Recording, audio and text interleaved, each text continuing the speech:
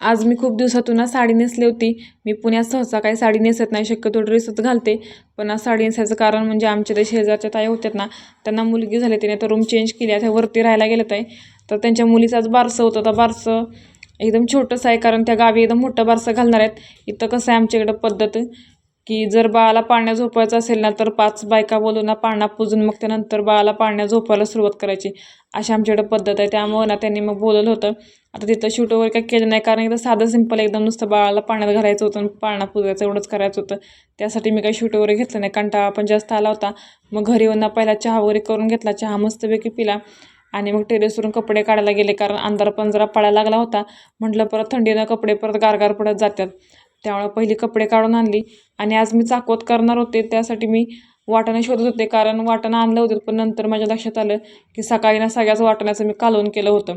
मग काही जेवढ्या पाट्या काढल्या होत्यात ना तेवढ्या परत मग दिल्या ठेवून. आणि चाकवताची भाजी ना गावावरून येताना आणली होती, ही पूर्ण सुकूनच गेल्या हो. म्हटलं आज करून उद्या करून म्हणता म्हणता ती राहूनच जात होती माझ्याकडून. कारण एखादी असं दुसरं काही भाजी आणली ना, तर मग हिच्याकडे लक्षात जायचं नाही.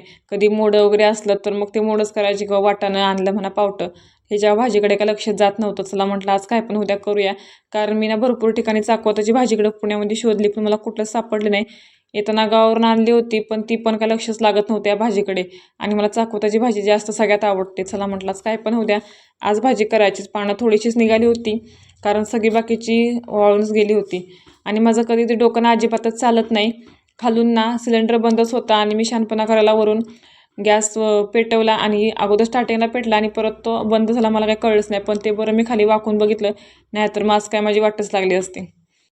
भाजी पण मस्त शिजली होती. मग तिला लसूण आणि चटणीची फोडणी दिली. तर आमच्या घरी ना मिरची मिक्सरला बारीक करतात आणि त्याची फोडणी देतात, मला अजिबात आवडत नाही.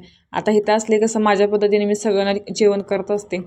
मग काय मस्तपैकी अशी ना चाकवताची भाजी केली. चला तर मग आजच्यासाठी एवढंच, भेटूया पुढच्या